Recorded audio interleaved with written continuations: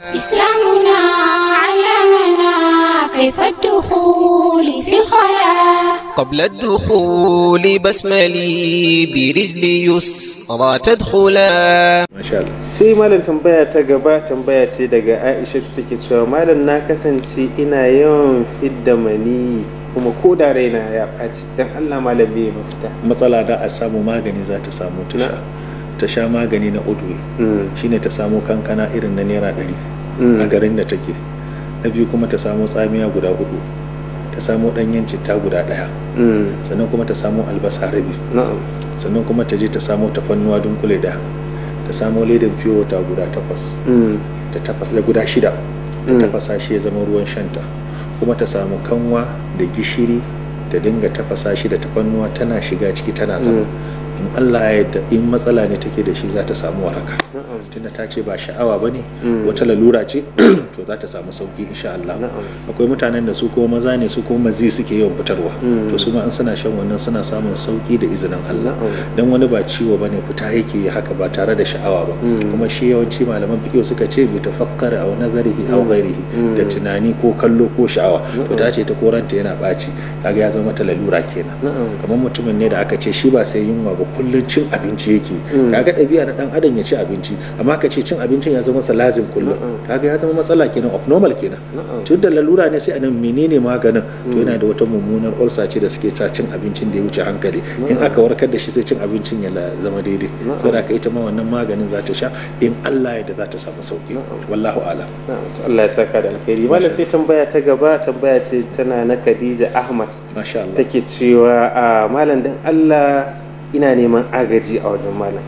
Shekaranta 10 da yin aure, amma kullum jikinta sanyi yake da shi babu ɗumi, mijinta har korafi yake. Shi malam me wani shawara malam zai ba? Ni ina ga sanyin jiki ba cuta a jikinta ba, bai kamata ta daga hankali ba. Na sanyin jikin ya haifar mata da wani ciwo, to wannan sai a duba a ga me matsala.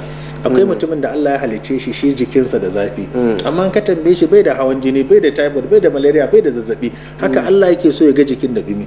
To ya za a yi? Daga jini ne. Amma in sanyin jikin yana haifar mata da ciwon kashi, yawan mura, ciwon ido, ka gane?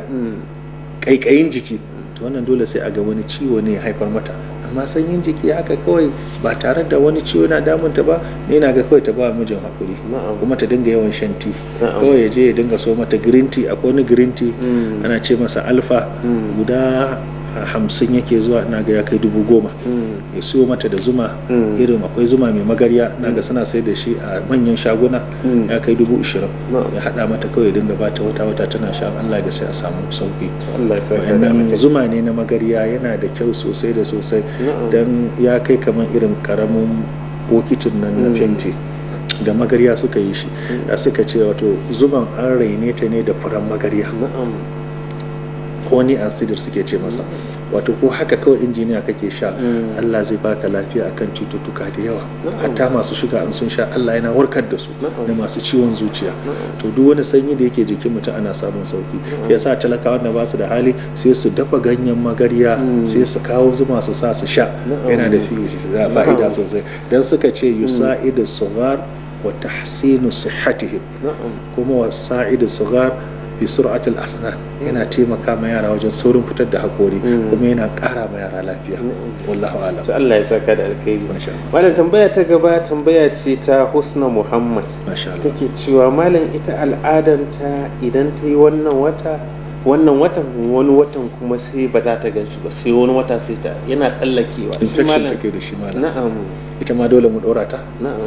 Ganyen gwanda, tsamiya, tafannuwa, ganyen gwanda guda 1, tsamiya guda 4, tafannuwa sala guda 6 a dunkule 1, sannan kuma sai ta sa turmeric, sai ɗanyen citta, sai ta sa fiyota guda 6, sai ta tafasa ya zama ruwan shanta.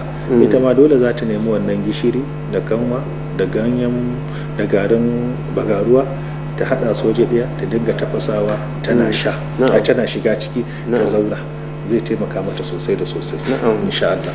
إسلامنا علمنا كيف الدخول في الخلاء. قبل الدخول بسملي برجلي يسرى تدخلا.